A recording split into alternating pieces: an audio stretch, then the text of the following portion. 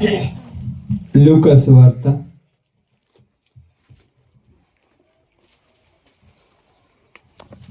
17వ అధ్యాయం. లూకా సువార్త 17వ అధ్యాయము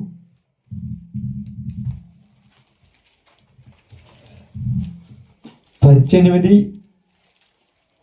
లేకపోతే 16 వచనాన్ని జాగ్రత్తగా చదువుదాం. గొప్ప శబ్దముతో దేవుని మహిమపరచుచు తిరిగి వచ్చి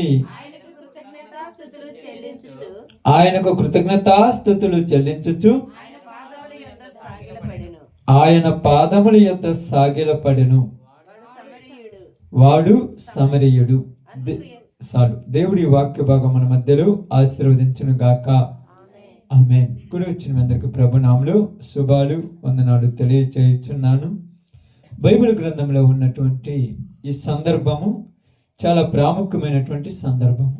ఎందుకంటే ఇక్కడ దేవుడు ప్రతి మనిషి జీవితంలో దేవుడు వారికి అనుగ్రహించినటువంటి వారికి ఇచ్చినటువంటి మేలులకు అంటే మేలులు అంటే ప్రతిదీ మేలే. ఆరోగ్యం ఇచ్చిన, ఆయుష్ ఇచ్చిన, ఇంకా చెప్పాలంటే మంచిగా సంపదనిచ్చిన, బిడ్డలనిచ్చిన, వివాహాలు జరిగించిన, భార్యనిచ్చిన, భర్తనిచ్చిన, ఏది చేసినా కూడా దేవుడు చేసింది మేలు. ఈ మేలు దేవుడు అందరికీ చేస్తాడు. తక్కువ వాళ్ళకని కాదు, ఎక్కువ వాళ్ళని కాదు, ఉన్న వాళ్ళకు కాదు, లేని వాళ్ళకు కాదు. ప్రతి వానికి దేవుడు మేలు చేస్తాడు. మేలు చేసేది దేవుడు. మేలును పొందుకునేటువంటి బాధ్యత మనందరికీ ఉన్నది. అయితే ఇక్కడ మనం చూసి ఆలోచిస్తే ఇక్కడ జరిగిన సంఘటన ఏంటంటే, యేసుక్రీస్తు వారు యెరూషలేమునకు ప్రయాణమైపోవచ్చుండగా ఆయన ఆ ప్రాంతంలో నుంచి వెళుతూ ఉన్నాడు. అక్కడ వెళుతున్నప్పుడు ఒక మాట చదువుదాము, చూడండి. 17 వచనం అనుకుంటాను కదమ్మా,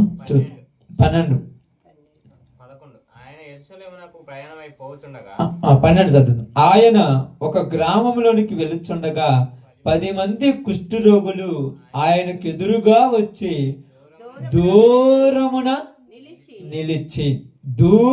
నిలిచి అంటే ఇక్కడ బైబిల్ గ్రంథంలో మనకు రాయబడినటువంటి సందర్భం ఏంటంటే, యేసుక్రీస్తు వారు జీవించినటువంటి దినాలు మొదటి సంవత్సరాలు అంటే మొదటి 50 సంవత్సరాల లోపు, ఆ 50 సంవత్సరాల లోపులో జరిగినటువంటి సంఘటన ఒక సంఘటన.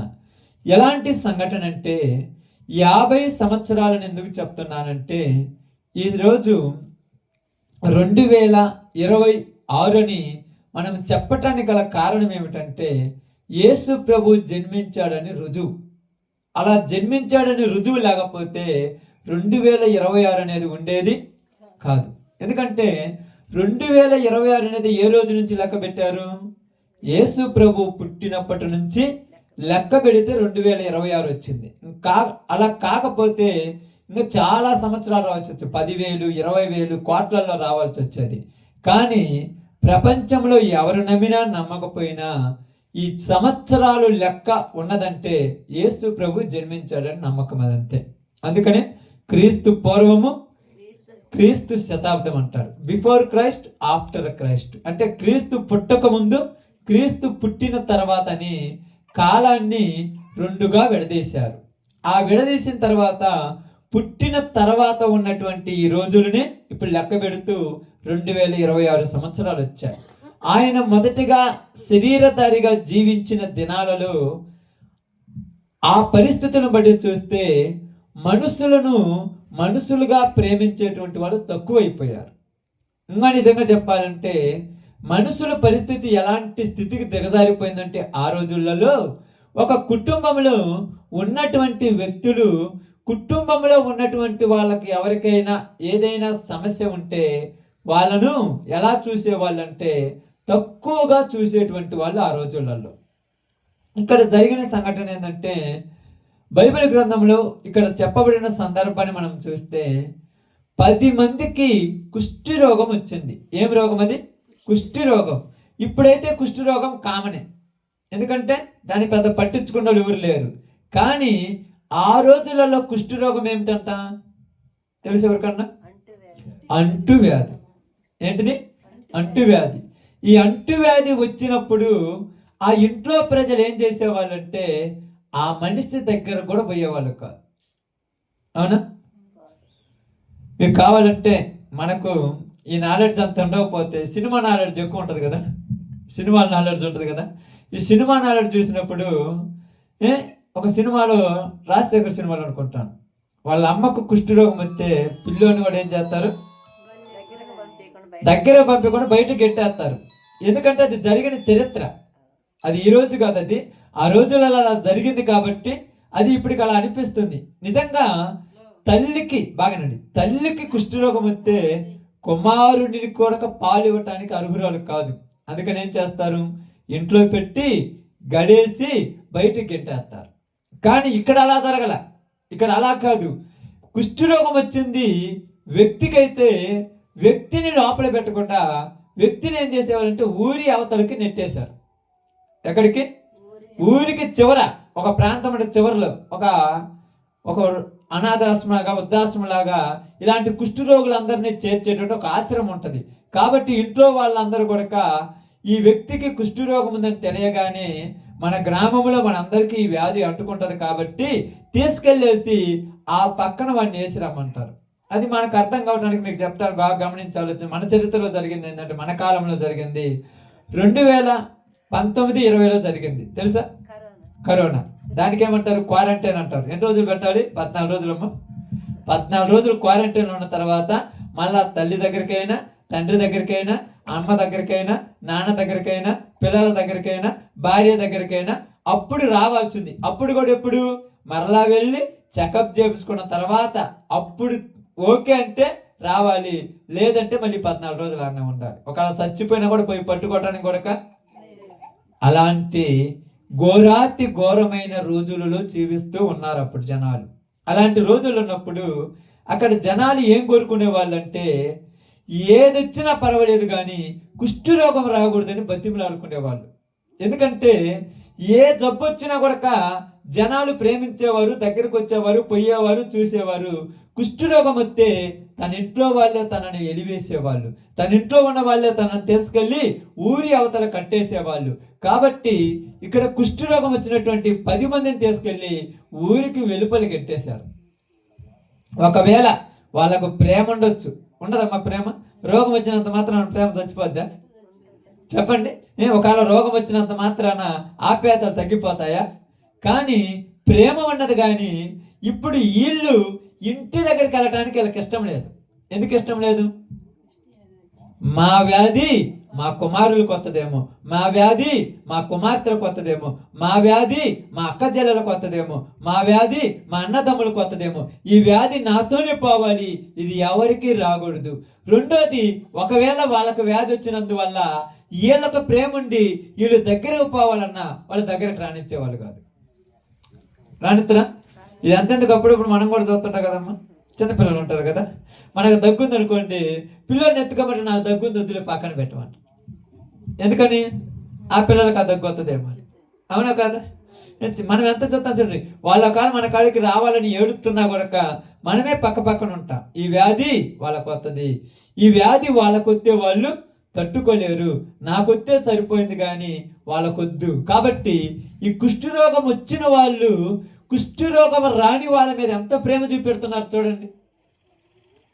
అదే మనలో చాలా మంది మేము అనుకుంటామండి, కొంతమంది ఈ వ్యాధి నాకెందుకు వచ్చింది, వీళ్ళందరికీ వస్తే బాగుండు కదా, నాకు రాకుండా అనుకుంటాం. అంతే కదా, అప్పుడప్పుడు అనుకోరా? ఎవరు పట్టించుకోలేదు అనుకో, మీకు కూడా ఏదో ఒక రోజు వస్తుంది ఈ వ్యాధి, అప్పుడు మీకు తెలివి వస్తుంది అంటారు. మీరేమైనా ముసలాళ్ళు కాకుండా ఉంటారా? అప్పుడు మీరు మంచాన పడితే మిమ్మల్ని మీ పిల్లలు చూసుకోకపోతే అప్పుడు మీకు తెలివి వస్తుంది. అంటే మనుషులలో ఏం పెరిగిపోయింది, ఉండే కొంది స్వార్థం. అంటే నన్ను పడుచుకోకపోతే నిన్ను కూడా పడుచుకోరు అనేటువంటి మాటల పలికే రోజులోకి వచ్చేసారు అందరూ. కానీ వీళ్ళు అలా లేరు అన్నమాట. వాళ్ళు ఏమనుకున్నారంటే, నిజంగా ఇదిగో ఈ వ్యాధి మాకొచ్చింది, ఇది మాతోనే పోవాలి, మా గ్రామం అంతా బాగుండాలి, మా ప్రాంతం అంతా బాగుండాలి, మా కుటుంబం అంతా బాగుండాలి, మా ప్రదేశంలో ఉన్న వాళ్ళంతా బాగుండాలి, ఎవరికి ఈ వ్యాధి రాకూడదు. కాబట్టి మేము చెకప్ చేసుకున్నాక మాకు వచ్చింది కుష్ఠరోగం కాబట్టి మా అంతట మేమే ఊరికి వెలుపలికి వెళ్ళిపోయి ఊరి వెలుపల జీవనం సాగిస్తూ ఉన్నారు వాళ్ళు. అలా జీవనం సాగిస్తూ ఉన్నప్పుడు ఆ ప్రాంతంలోనికి యేసు ప్రభు వారు నడుచుకుంటూ వస్తుండగానే యేసు ప్రభు వారిని ఈ కుష్ఠు రోగంలో ఉన్న వాళ్ళు చూశారు. దూరం నుంచి చూసి ఏమంటున్నారంటే, యేసు ప్రభువా మమ్మును కరుణింపుము అంటే ఎక్కడి నుంచి అడుగుతున్నారు? దూరాన నిలబడ్డారు. ఎందుకని? మాకు వ్యాధి ఉంది, మీరు మంచోళ్ళు. చూడండి, మేము వ్యాధిగ్రస్తులము, మీరు మంచోళ్ళు. మేము మిమ్మల్ని తాగితే మా వ్యాధి మీకు కూడా వస్తుంది కాబట్టి మీరు మా దగ్గరికి రాకూడదు అన్నట్టుగా దూరాన నిలబడి ఉన్నారు.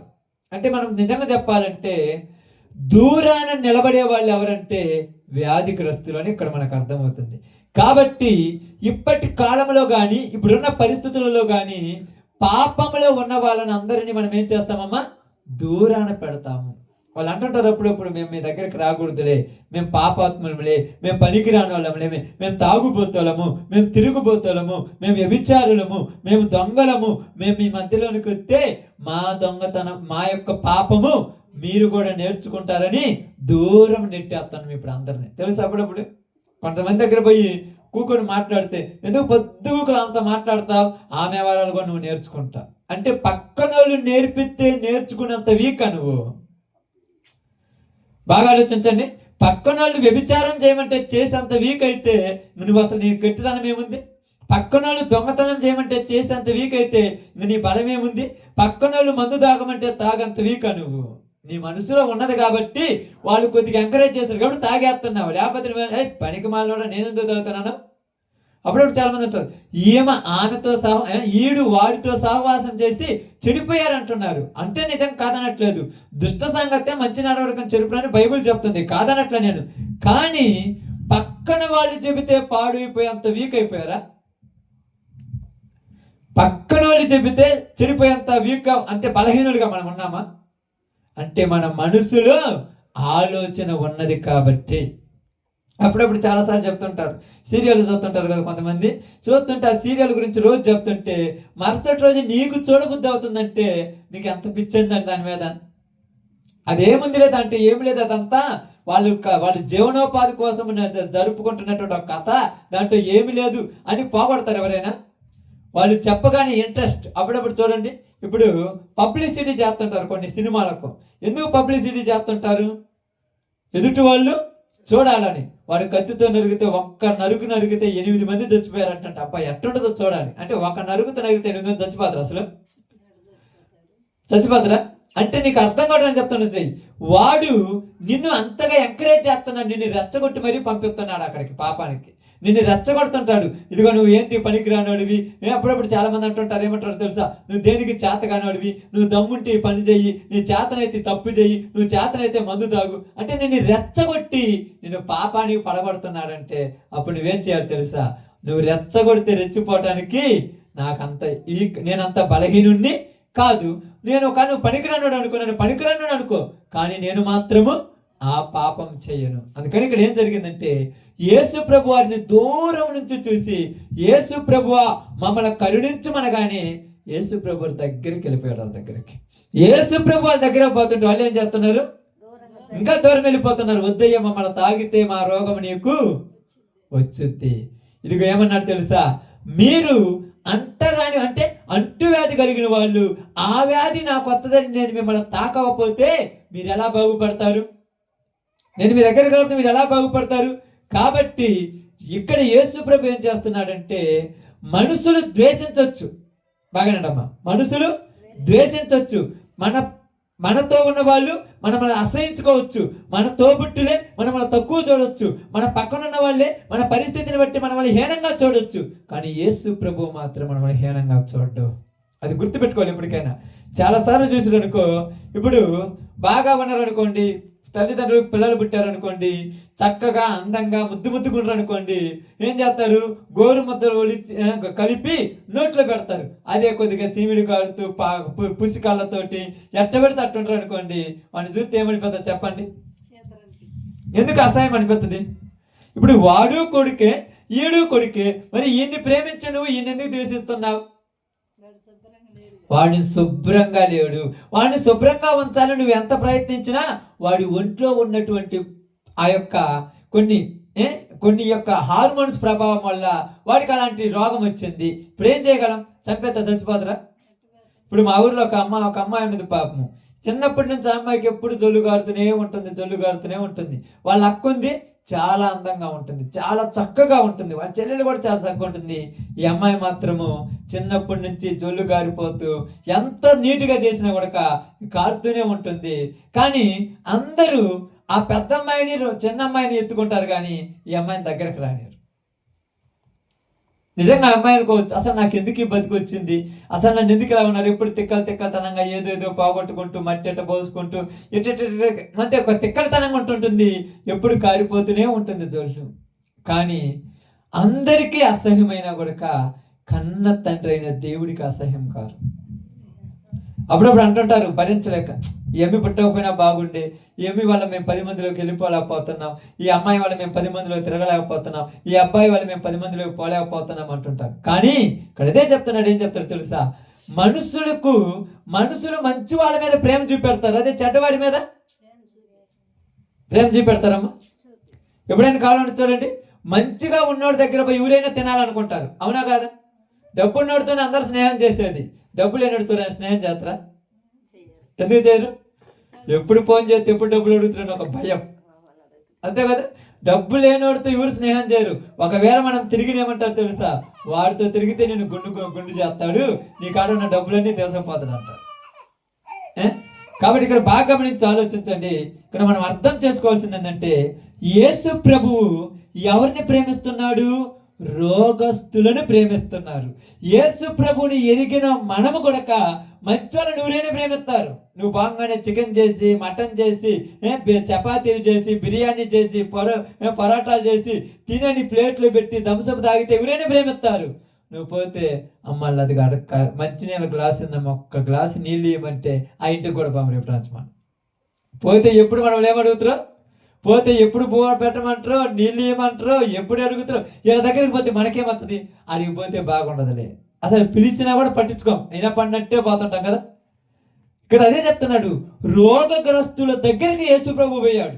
రోగస్తుల దగ్గరికి, పాపాత్మల దగ్గరికి యేసు ప్రభు వచ్చాడు. ఏమని రాయబడింది తెలుసా? లోకము పాపములో ఉండగా దేవుడు తన కుమారుని పంపెను, పాపులను రక్షించుటకు యేసుక్రీస్తు వారి ఈ లోకమునకు వచ్చెను రాయబడింది. మంచి వాళ్ళ కోసం రాలే యేసు ప్రభు, ఎవరి కోసము? పాపాత్మల కోసం వచ్చారు. మరి పాపాత్మలు ఎవరంటే అందరూ పాపాత్మలే. కాబట్టి ఇప్పుడు ఈ ప్రాంతంలోనికి వెళితే దూరం నుంచి వాళ్ళు ఏమంటున్నారంటే, యేసు ప్రభువా మా మీద ఎవరు కూడా కనికరం చూపించటంలా, మా మీద ఎవరు కూడా ప్రేమ చూపించటంలా, మమ్మల్ని ఎవరు కూడా దగ్గరికి హత్తుకోవటంలా. ఎందుకంటే ఇంతకుముందు నా భర్తకు నేను బాగా నచ్చాను, ఇంతకుముందు నా భార్యకు నేను బాగా నచ్చాను, మధ్యలో రోగం రావటం వల్ల నా భర్త నన్ను ఏం చేస్తున్నాడు? అసహించుకుంటున్నాడు. ప్రేమించింది మనిషినా లేకపోతే శరీరాన్ని? చెప్పండి, బాగా ఆలోచించండి. మధ్యలో రోగం రావటం వల్ల అసహించుకునే వాళ్ళు ఎక్కువైపోయారు. మధ్యలో ఇబ్బందులు రావటం వల్ల, మధ్యలో శరీరం కొద్దిగా వేరే పరిస్థితులు రావటం వల్ల అసహించుకుంటుంటారు. ఎందుకు తెలుసా? నీకు నచ్చలా. అప్పుడు నచ్చిన వాళ్ళు ఇప్పుడు ఎందుకు నచ్చలా? శరీరం బాగలేదు అంతేనా? ఏమనుందా? రోగం వచ్చింది అంతే. నీకేమనుందా? శరీరం బాగలేదని కాదు, రోగం వచ్చిందని కాదు, ఈ ఒక పాయింట్లే కాదనట్లా. ఇప్పటిదాకా నువ్వు ఎక్కడ తిరిగినా ఏం చేసినా నీకు ఇబ్బంది లేదు. కానీ ఇప్పుడు ఏం చేయాలి తెలుసా? నీవు మరొకలను నువ్వు భరించాల్సి వస్తుంది. రోగం అంతా ఏం చేయాలి తెలుసా? మీకు తెలుసో తెలియదు? భరించాలి. ఎంత పని చేసి వచ్చినా ఇంటికి రాగానే అన్నం వండాలి, నీళ్ళు ఇవ్వాలి, వాళ్ళకి నీళ్లు తోడాలి, వాళ్ళకి నీళ్లు పోయాలి, వాళ్ళకి బాగా లేకపోతే హాస్పిటల్కి తీసుకుపోవాలి, మళ్ళీ తీసుకురావాలి, మళ్ళీ వాళ్ళకి మెడిసిన్ ఇవ్వాలి, వాళ్ళకి మళ్ళీ టయానికి అన్ని తయారు చేయాలంటే 1 రోజు 2 రోజులు ఇచ్చేస్తారు. ఇలాగ ఎన్ని రోజులు చేయాలంటే తలకాయ నొప్పి అయిపోయి చచ్చిపోతే బాగుండులే అనుకునే రోజుల్లో ఉన్నారు. అర్థమవుతుందా? చచ్చిపోతే అంటే నువ్వు చూడలేకపోవటం వల్ల చచ్చిపోవాల్సిన అవసరం ఏమి లేదు. నీకు చూడలేకపోతున్నావు అంటే అర్థం ఏంటంటే ఇక్కడ రాయబడింది ఏంటంటే వాళ్ళని వెలివేశారు. ఎందుకు వెలివేశారంటే వాళ్ళని ఇల్లు చూడటం వాళ్ళ వల్ల గడప. కరోనా వచ్చిన వాళ్ళని చూడలేక కాదు, ప్రేమ లేక కాదు. కానీ ఏం తెలుసా, మనకెక్కడ అంటుకుంటుందో. రెండోది వీళ్ళకి చాకిరీ చేయలేకనే. చాకిరీ తెలుసా? చాకిరీ అంటేగా నేను ప్రత్యేకంగా చెప్పాల్సిన పని లేదుగా. కానీ యేసు ప్రభు అక్కడికి రాగానే వాళ్ళు అన్నారు, దూరాన నిలబడినటువంటి వాళ్ళ దగ్గరికి యేసు ప్రభు దగ్గరికి వెళ్ళాడు. ఎవరు రాలేదు, ఏ వ్యక్తులు రాలేదు, ఏ అన్నదమ్ములు రాలేదు, ఏ అక్కచెల్లెలు రాలేదు, ఏ బంధుమిత్రులు రాలేదు, ఏ కొడుకులు రాలేదు, ఏ భార్య రాలేదు, ఏ భర్త రాలేదు, ఏ యొక్క బంధువులు రాలేదు, ఏ ఒక్కరు రాలేదు. దేవుడు మాత్రమే దగ్గరికి వెళ్ళారు వాళ్ళ దగ్గరికి. బాగా గమనించండి. ఏ ఒక్కరికి అసహ్యం అయిపోయారు, ఏ ఒక్కరికి ఇబ్బంది అయిపోయారు. అందుకే అందరూ ఏం చేశారు తెలుసా, దూరం నుంచి చూస్తున్నారు. మీరు అప్పుడప్పుడు చూస్తారు తెలుసో తెలియదు, ఏం చేస్తారు తెలుసా, ఒక ప్లేట్లో అన్నం పెట్టి ఇట్టే చేస్తారు, దేనికో వేసినట్టుగా. ఎందుకు? దగ్గరకు పోతే ఎక్కడ వీళ్ళకి ఆ వ్యాధి వస్తుందేమో అని. కుష్ఠరోగులకు అలాగే నమ్మ చేసింది. క్వారంటైన్లో నాకు అంతగా చేసింది. సపరేట్ ప్లేటు, సపరేట్ మంచము, సపరేట్ సెంబు, సపరేట్ అన్ని సపరేటే. అన్ని సపరేట్. ఎందుకంటే వాళ్ళు మాలో నుంచి ఏమయ్యారు, సపరేట్ అయిపోయారు, వేరైపోయారు. కానీ యేసు ప్రభు వాడికి వెళ్ళగానే దూరం నుంచి చూసి, యేసు ప్రభువా మమ్మల్ని కరుణించుము ఏమన్నాడు, మమ్మల్ని కరుణించుము అని అడగగానే వెంటనే యేసు ప్రభు వారితో ఒక మాట అన్నాడు. చాలా జాగ్రత్తగా అన్నాడు. ఏమన్నాడంటే, మీరు వెంటనే వెళ్ళి మీ శరీరములను యాజకులకు చూపించుకోండి అన్నాడు. ఎందుకంటే యాజకులు అంటే ఎవరంటే ఆ రోజులలో కుష్ఠరోగం ఉందో లేదని పరీక్షించి చెప్పేవాళ్ళు, నిర్ధారించేవాళ్ళు. టెస్ట్, ఒక రకంగా చెప్పాలంటే టెస్ట్ చేసేవాళ్ళు. కానీ ఇప్పుడు వీళ్ళందరూ కూడా యేసు ప్రభు చెప్పిన మాట విని ఊరిలోనికి బయలుదేరి వెళ్తున్నారమ్మ. ఎక్కడున్నోళ్ళు? ఊరు బయట ఉన్నోళ్ళు ఊరిలోనికి యేసు ప్రభు చెప్పిన మాటని వెళ్తున్నారు. ఊరిలోనికి వెళ్ళాలంటే మామూలు విషయమా? ఇప్పుడు చెప్పండి, ఊరిలోనికి వెళ్ళాలంటే మామూలు విషయమమ్మా? ఎందుకని? ఊరిలోనికి పోతే ఊరిలో వాళ్ళు ఏమంటారు తెలుసా? వాళ్ళను ఏమంటారు? నువ్వు ఊరిలోకి ఎందుకురా, నువ్వు ఊరి అవతల ఉండాల్సిన ఊరిలోకి రమ్మని ఎవరు నిన్ను అసలు? నువ్వు మాతో కలిసి ఉండటానికి అర్హుడివి కాదు, మాతో కలిసి నివసించడానికి అర్హత నీకు లేదు. ఎందుకంటే నీ జీవితం వేరు, నీ బ్రతుకు వేరు, నీ పరిస్థితి వేరు. నీ యొక్క జీవితంలో నువ్వు వెలివేయబడిన వాడు, అంటే నువ్వు నెట్టివేయబడిన వాడివి. నీ పరిస్థితుల వల్ల నువ్వు నెట్టివేయబడ్డావు, నువ్వు అవసరం లేదని బయటికి గెంటేసిన వాళ్ళు మరలా ఊరిలోనికి రావాలంటే ఎంత ధైర్యం ఉండాలమ్మా? ఆలోచించండి. ఊరి వెలుపల ఉన్న వాళ్ళు మరలా ఊరిలోనికి రావాలంటే మామూలు విషయమా? ఊరిలో వాళ్ళు ఏమంటారు అర్థమవుతుందా? ఊరిలో వాళ్ళు ఏమనుకుంటారు?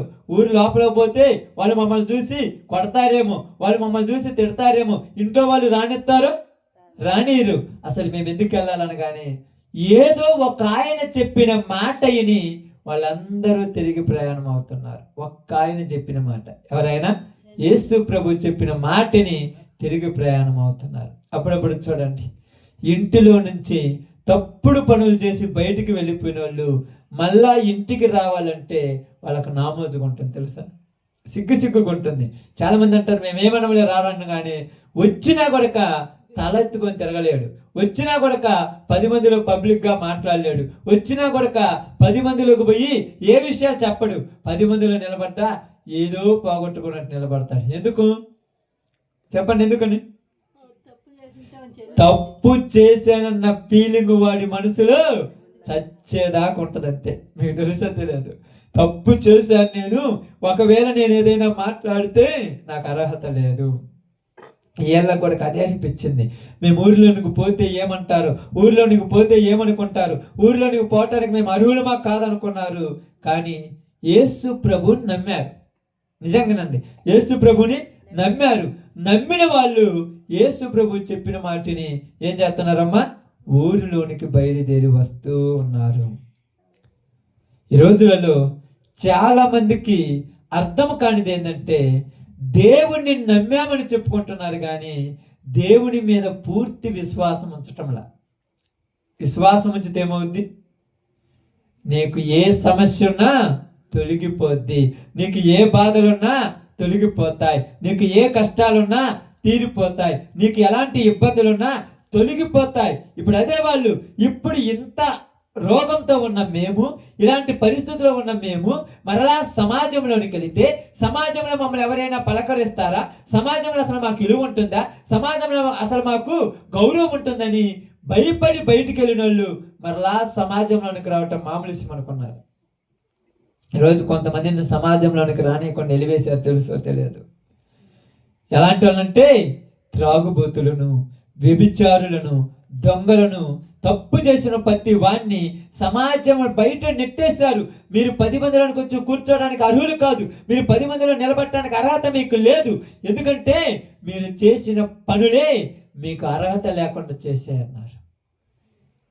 కావాలంటే చూడండి, వాళ్ళు చేసిన పరిస్థితి, వాళ్ళు చేసిన పాపాలు వాళ్ళను వెంటాడుతూ ఉన్నప్పుడు వాళ్ళు ఎప్పుడు కూడా ఎక్కడ కూడా ఫ్రీగా వచ్చి కూర్చోలేరు, ఫ్రీగా వచ్చి మాట్లాడలేరు, ఫ్రీగా ఉండలేరు. ఏదో ఒక ఫీలింగ్తోనే ఉంటుంటారు ఎప్పుడు కూడా. అయితే ఇక్కడ జరిగిన సిచ్యువేషన్ ఏంటంటే, ఇక్కడ జరిగిన సందర్భం ఏంటంటే మీరు అర్థం చేసుకోవాల్సింది, వీళ్ళు సమాజంలోనికి వెళుతున్నారు, సమాజంలో నుంచి నెట్టివేశారు, మరలా ఎక్కడికి వెళ్తున్నారు? సమాజంలోనికి వెళ్తున్నారు. సమాజం నుంచి బయటికి వెళ్ళిన వీళ్ళు సమాజంలోనికి రావటానికి ఒక్క తేడా ఉంది, ఒక కారణం ఉంది. ఏంటంటే యేసు ప్రభు చెప్పిన మాట నమ్మారు. అప్పుడప్పుడు మనం తప్పులు చేస్తుంటాం కదా, ఇప్పుడప్పుడు కరువులు ఉన్నాయి కదా, మీకు కష్టాలు ఉన్నాయి కదా, ఇబ్బందులు ఉన్నాయి కదా, సమస్యలు ఉన్నాయి కదా. ఈ రోజు నుంచి దేవుణ్ణి నమ్ముకున్నావు, నీకు ఏ సమస్య ఉండదు అంటే నువ్వు నమ్ముతావా? నమ్మితే మళ్ళీ రేపు పొద్దున మాకెందుకు రూపాయి అవసరం అవుతుంది, మరలా మాకెందుకు పనులు లేకుండా పోతున్నాయి, మరలా మాకెందుకు తినడానికి తిండి లేకుండా పోతుంది, మరలా మాకెందుకు మా ఇంట్లో జబ్బులు వస్తున్నాయి, మా పిల్లలకి ఎందుకు రోగాలు వస్తున్నాయి అంటే నీకు నమ్మకం ఇంకా రాలా, నీకు ఇంకా దేవుడి మీద విశ్వాసం రాలా. నమ్మితే నువ్వు వెనక్కి తిరిగి చూడకుండా ముందుకెళ్ళిపోవాలి. ఇప్పుడు వీళ్ళందరూ తిరిగి వస్తూ ఉండగా, సమాజంలోనికి వస్తుండగా మార్గం మధ్యంలోనికి వచ్చారు. ఎక్కడికి? దారుల మధ్యలోనికి రాగానే అందరూ స్వస్థత పొందారంట. 10 మందికి కలిగిన కుష్ఠరోగము పోయిందంట. ఇప్పుడు వెంటనే వాళ్ళు ఏమనుకున్నారు? మా కుష్ఠరోగం ఉంది, మా కుష్ఠరోగం ఉంది, మా కుష్ఠరోగం ఉంది. ఇప్పుడు కుష్ఠరోగం పోతే ఎంత సంతోషం అవుతుంది చెప్పండి? మామూలు సంతోషం అనుకున్నావా?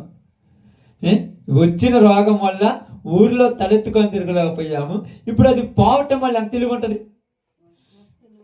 ఒక మద్యపానానికి బానిసైనోడు దాన్ని మానుకున్నా నేను అంత ఘనంగా చెప్పగలను 10 మందికి, ఈ రోజు నుంచి నేను ఆ పని చేయటం లేదు, ఈ రోజు నుంచి నేను దాని జోలి పోవటం లేదని గర్వంగా రొమ్ము విరుచుకొని చెప్పగల ధైర్యం ఉండగలుగుతాడు. ఎందుకంటే తప్పు నేను చెయ్యటం లేదు, తప్పు చేస్తున్నానని చెప్పటానికి భయం ఉంటుంది. తెలుసా మీకు? ఎవరైనా నేను తప్పు చేస్తున్నానని 10 మందిలో చెప్పేవాళ్ళు ఎవరైనా ఉన్నారా? మా వినపడుతుందా? చెప్పే వాక్యం వినపడుతుంది అక్క? తప్పు చేస్తున్నానని పబ్లిక్లో చెప్పేవాళ్ళు ఎవరైనా ఉన్నారా? ఎంత గొప్పవాడని చెప్పలేడు. ఎందుకంటే తప్పు 10 మందిలో ఏమి లేకుండా చేస్తుంది, మనిషికి విలువ లేకుండా చేస్తుంది. రెండోది, తప్పు చేశానంటే చచ్చిపోయినాడంతో సమానం. అందుకని తప్పు ఎవరు కూడా బయటికి చెప్పుకోడు. తప్పు మానుకున్నానని ప్రతివాడు వద్దన్నా చెప్పుకుంటుంటాడు. వద్దన్నా చెప్తాను, నేను మానుకున్నాను, ఈ రోజు నుంచి నేను ఇంకా తప్పు చేయటం లేదు. ఎంత గ్రాండ్గా చెప్పుకుంటాడు, ఎంత గొప్పగా చెప్పుకుంటాడు. ఆ తప్పు మానుకున్నాను అన్నాడంటే వాడి జీవితంలో గొప్ప కార్యం జరిగింది అన్నట్టే. ఇప్పుడు వీళ్ళ కలిగినటువంటి ఆ యొక్క రోగము పోయిందనగా వీళ్ళకి ఎంత సంతోషం వేసిందో తెలుసా? ఆ సంతోషానికి ఇంకా హద్దులు లేవు, ఆపులు లేవు. సంతోషంతో, ఆనందంతో ఇప్పుడు ఎక్కడికి వెళ్ళిపోతున్నారు? ఎక్కడికి వెళ్ళిపోతున్నారమ్మా? ఊరిలోనికి వెళ్తున్నారు, యాజకుని దగ్గరికి వెళ్తున్నారు. ఊరిలోనికి దేనికి వెళ్తున్నారు? యాజకుల దగ్గర పరీక్ష చేసుకున్నారు. పరీక్ష చేసుకున్నాక ఎక్కడికి వెళ్తున్నారు? హ్యాపీగా ఇంటికి వెళ్ళిపోతారు, అంతే కదా? ఇప్పుడు అవునా కదమ్మా? అవునా కాదు? ఇంటికి వెళ్ళిపోతారా లేకపోతే కొంప తీసేమని ఇంకో దిక్కు వెళ్తారా? ఇంటికి వెళ్ళిపోయి భార్యతో చెప్తారు, ఇదిగో చూడండి నాకు కుష్ఠరోగం లేదు, ఇంకా రేపు డామొచ్చి నేను ఇంట్లో ఉండొచ్చు, నేను పిల్లల్ని ఎత్తుకోవచ్చు. అబ్బా ఎంత ఆనందమో, ఎంత సంతోషమో. భార్యతోనూ, భర్తతోనూ, పిల్లలతోనూ, తల్లిదండ్రులతోనూ, ప్రతి వారితో చెప్పుకుంటారు, నేను రేపటి నుంచి ఇంట్లో ఉండొచ్చు, మీతో కలిసిమెలిసి ఉండొచ్చు, నా యొక్క రోగము పోయింది అని సంతోషంతో, ఆనందంతో ఉన్నటువంటి వాళ్ళు ఉన్నారు. కానీ వాళ్ళల్లో ఒక్క వ్యక్తి ఉన్నాడు చూడు, ఆ వ్యక్తి ఏం చేశాడంటే, అసలు నాకు ఈ కుష్ఠరోగం పోవటానికి కారణం ఎవరు అది గ్రహించారమ్మా. నాకున్న ఈ రోగం పోవటానికి కారణము ఎవరు? యేసు ప్రభువు కదా. ముందు ఆయన దగ్గరికి వెళ్ళి ఆయనకు కృతజ్ఞతలు చెల్లించి అప్పుడు నేను ఇంటికి వెళతాను. ఎంత బాగా ఆలోచించండి. ఏంది? నా రోగాన్ని అవసరం ఉన్నప్పుడు నా అవసరం తీర్చినోడికి థ్యాంక్స్ అని చెప్పడం తప్పేం లేదుగా. తప్ప?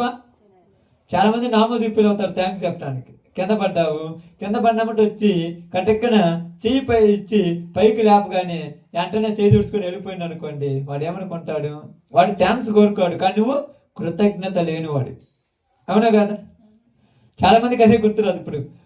ఎందుకంటే ఈ వ్యక్తి ఏమి గ్రహించాడంటే, ఒకవేళ యేసు ప్రభువు మా దగ్గరికి రాకపోతే, యేసు ప్రభువు మాకు కనపడకపోతే, మేము యేసు ప్రభువును బతిమలాడకపోతే మా జీవితాంతం మేము ఊరు బయటనే ఉండేవాళ్ళం. కానీ యేసు ప్రభు దగ్గరికి రావటం వల్ల యేసు ప్రభు మమ్మల్ని ఏం చేశాడు? సమాజానికి దూరమైన మమ్మల్ని మరలా సమాజంలోనికి తీసుకొచ్చాడు. ఇప్పుడు ఎవరికి కృతజ్ఞతలు చెల్లించాలి? మొదట పోయి ఎవరికి చెల్లించాలి చెప్పండి? ఎవరైతే వాళ్ళ యొక్క రోగమును తీసేశారో వాళ్ళకు పోయి కృతజ్ఞతలు చెల్లించాలి. అందుకని ఈ వ్యక్తి ఒక్కడు ఏం గ్రహించాడంటే, వీళ్ళందరూ గ్రహించిన దానికంటే ఎక్కువ గ్రహించాడంటే ఒకటే విషయం గ్రహించాడు. ఏమంటున్నాడు తెలుసా? ఇదిగో నా రోగమును తీసివేసినటువంటి ఆయన దగ్గరికి వెళ్ళి ఆయన పాదముల మీద పడి ఆయనను బతిమలాడుతూ, యేసు ప్రభువా నా రోగము నా నుంచి పోయినది అని ఆయనను మహిమపరుస్తూ, ఆయనను స్తుతిస్తూ, ఆయనను గణపరుస్తూ ఆయన కృతజ్ఞతాస్తుతులు చెల్లిస్తున్నాడు. ఇప్పుడు యేసు ప్రభు ఏమంటున్నాడు తెలుసా? 10 మంది శుద్ధులు కాలేదా, నువ్వు ఒక్కడివే అయ్యావా అని అడుగుతున్నాడు. మొత్తం 10 మంది కదా, 10 మందికి పోయిందా రోగము, నీవు అక్కడికే పోయిందా? ఎందుక నిజంగా 10 మందికి పోయిందా? 10 మందికి పోతే మిగతా 9 మంది ఎక్కడ?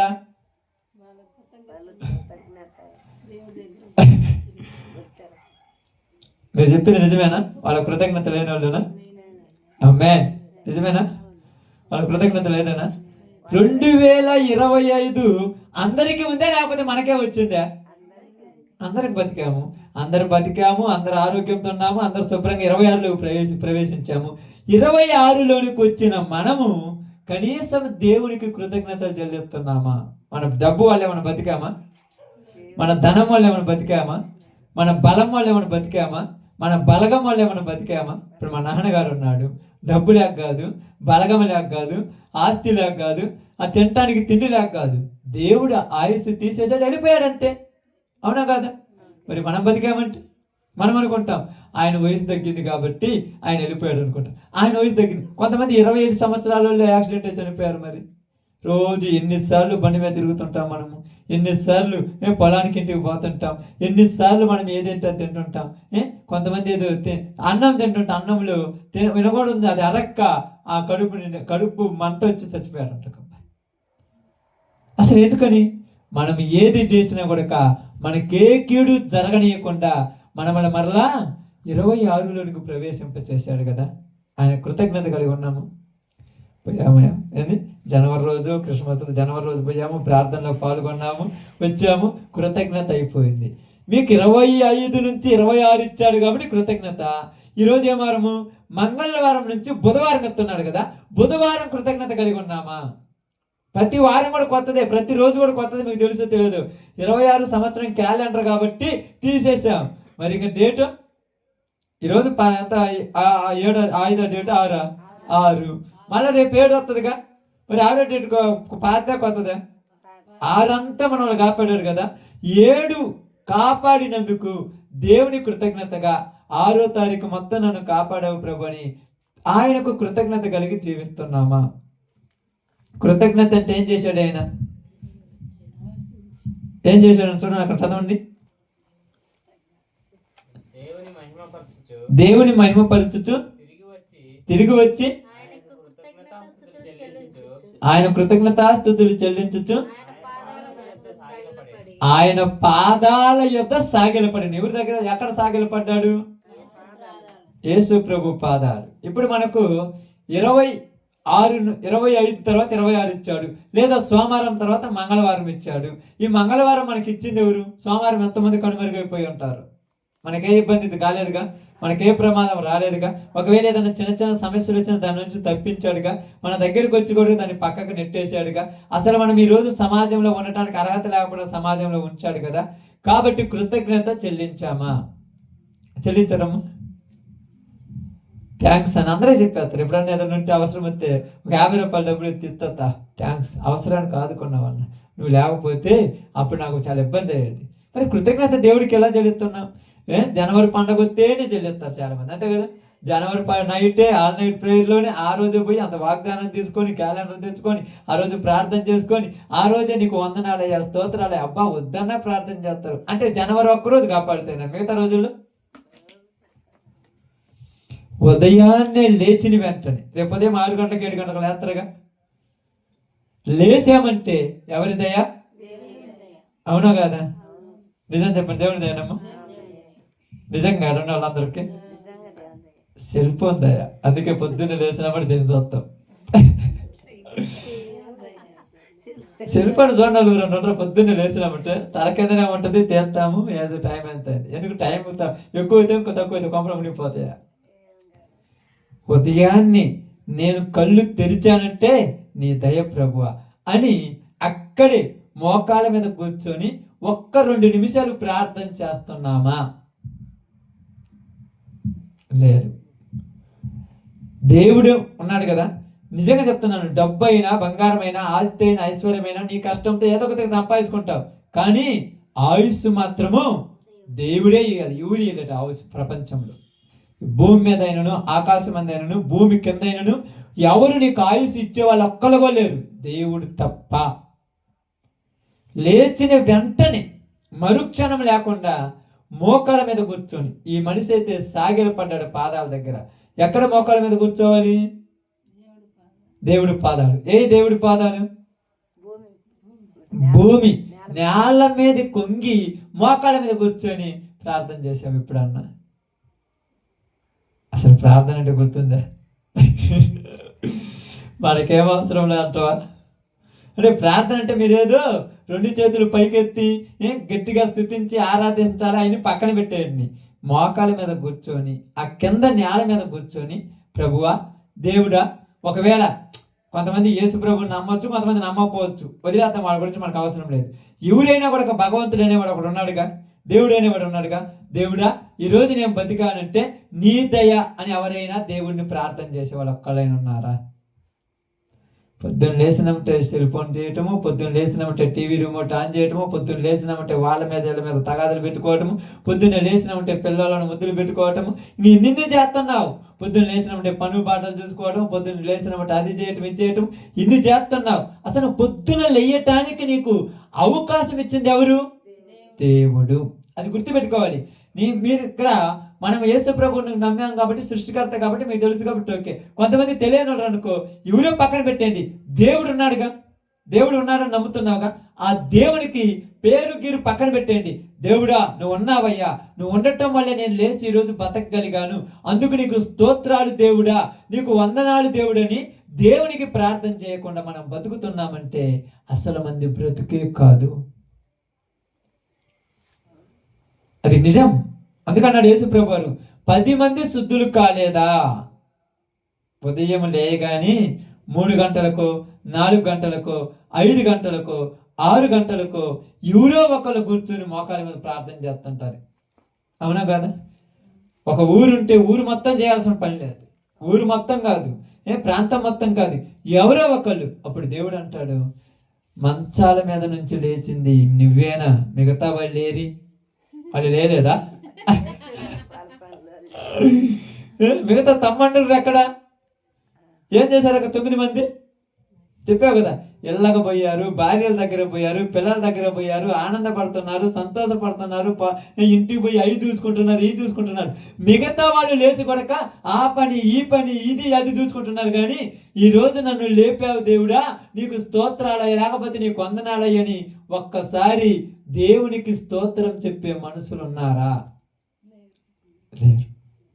అందుకే నేను చెప్తున్నాను, 10 మంది శుద్ధులైతే ఎంతమంది కృతజ్ఞత చెల్లించారు? ఒక్కరే.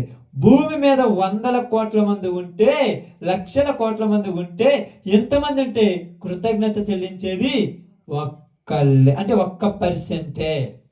మిగతా వాళ్ళు ఏమనుకుంటారు తెలుసా? మనసులో ప్రార్థన చేసుకున్నాను. వాళ్ళు కూడా అంటారు, మేము అనుకున్నాం దేవుడా నేను తర్వాత వచ్చి నీ కృతజ్ఞత. మనసులో చేసుకుంటావు ప్రార్థన.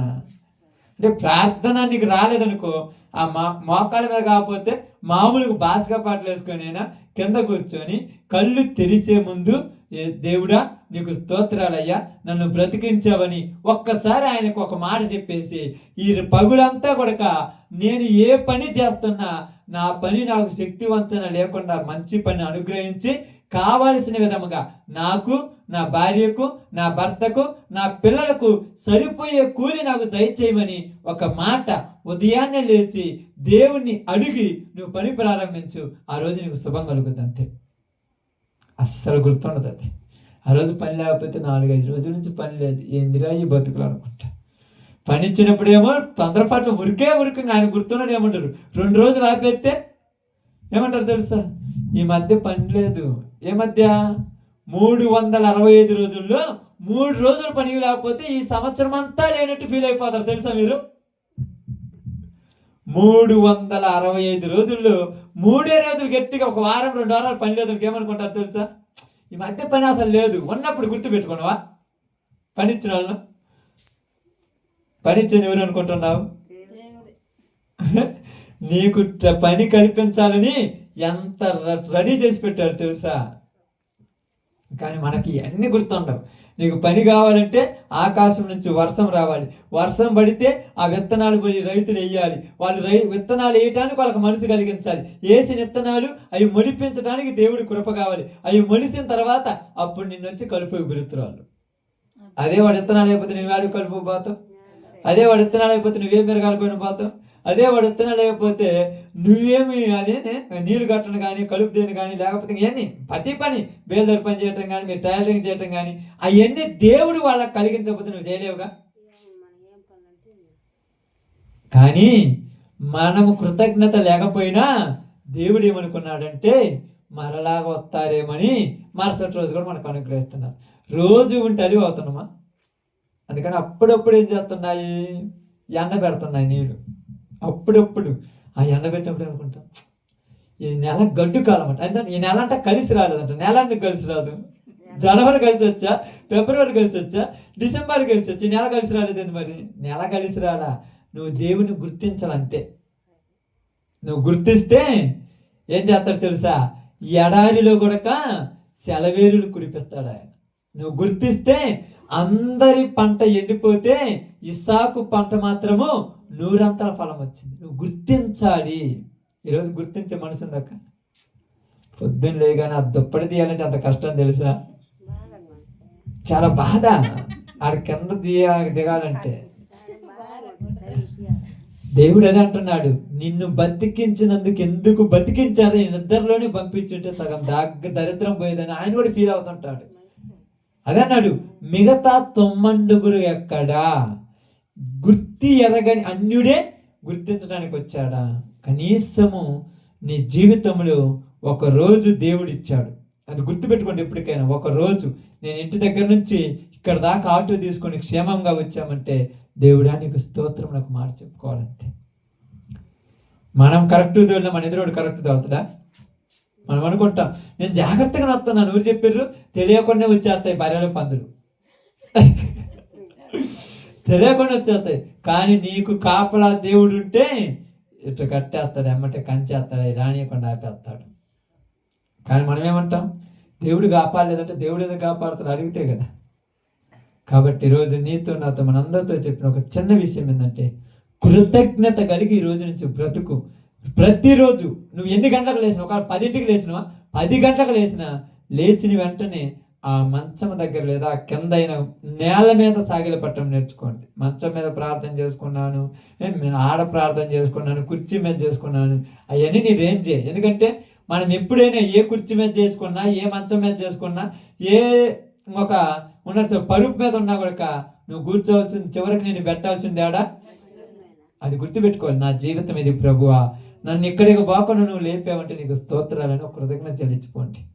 రెండోది ఏంటంటే నా చెప్పాను కదా, నీ చిత్తం అయితే ప్రభువా ఈ దినాన నా కుటుంబం బతకడానికి నాకు చేత దగ్గరగా ఏదైనా చిన్న పని నాకు చూపించని ఒక మాట అడగండి. ఆ పని అయిపోద్ది, పని చేసుకుని ఇంటికి వస్తారు కదా, వచ్చిన తర్వాత ఒక మాట చెప్పండి, ఈరోజు నాకు చేసుకోవటానికి పని ఇప్పించిన దేవా నీకు స్తోత్రం. అంతే. నువ్వేం ప్రార్థన అంటే కళ్ళు మూసుకున్న గంటతోటి 2 చేతులు ఎత్తి 1.5 ప్రార్థన చేయాల్సిన పనిలే. అది చేసే టైం వచ్చినప్పుడు చేద్దులు. ఇప్పుడు అవసరంలా. ఇచ్చిన దానికి కృతజ్ఞత చెల్లించాలి. ప్రతి దానికి కృతజ్ఞత చెప్పు. మరుసటి రోజు కూడా ఈ బుద్ధి అవుద్ది. అప్పుడప్పుడు రండి, మీకు అవసరాలకు ఏదన్నా ఇచ్చారనుకోండి, వస్తువు తీసుకుపోయారు అనుకోండి, ఇచ్చిర్లు అమ్మవు అడిగితే మాకు మెట్ట పెట్టుకుంటారు రేపే బుద్ధి అవుద్దా? వాళ్ళకి ఇచ్చినా కూడా గుర్తించడం అవసరం లేదంటారు. అది ఇచ్చిన తర్వాత థ్యాంక్స్ అక్క, కృతజ్ఞతలు అక్క, చాలా మంచిదాన్ని, ఒక అవసరానికి ఇచ్చాను, నువ్వు ఇవ్వకపోతే నా పరిస్థితి వేదేది. ఒక మాట అనవనుకో, ఈసారి నువ్వు అడిగినామంటే మళ్ళీ ఇవ్వతే అవుతారు. ఎందుకు? కృతజ్ఞత కలిగిన వాళ్ళకు ఎవరైనా ఇస్తారు. నీ దగ్గర నుంచి లాభం ఆశించరు, ఒక్కటే కృతజ్ఞత. దేవుడు కూడా మన దగ్గర నుంచి ఏం ఆశించడంలా, నేను మిమ్మల్ని బతికించాను కాబట్టి కృతజ్ఞత కలిగి జీవించండి అన్నాడు. కాబట్టి ప్రియ సహోదరి సహోదరులారా, 25వ సంవత్సరం నుంచి 26లోకి వచ్చారు. నేను సంవత్సరాల గురించి మాట్లాడట్లా, ప్రతి దినము దేవుడిచ్చే వరమే. ప్రతిరోజు కొత్తదే. మీరు అంటారు సోమవారం మళ్ళా వస్తుంది కదా అంటారు. సోమవారం మళ్ళా వస్తుంది నేను కాదనట్లా. జనవరి 2026 మరలా సోమవారం వస్తుందా?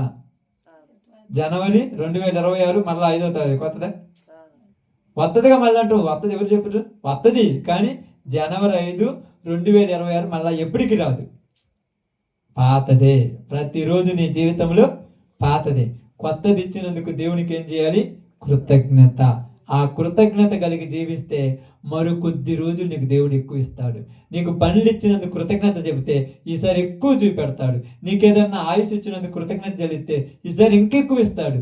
అందుకని మనం చేసిన ప్రతి దానికి, మనకు దేవుడు ఇచ్చిన ప్రతి దానికి కృతజ్ఞత చెల్లిస్తే దేవుడు మనకు అంతకు 10 అంతల దీవెనలు దయచేసి మన జీవితాలను ఫలభరితంగా మారుస్తాడు. కాబట్టి సమాజం నుంచి వెలివేయబడిన వారిని సమాజంలోకి కలిపితే దేవుడు ఒక్కడు కూడా వచ్చి కృతజ్ఞత చెల్లించలా.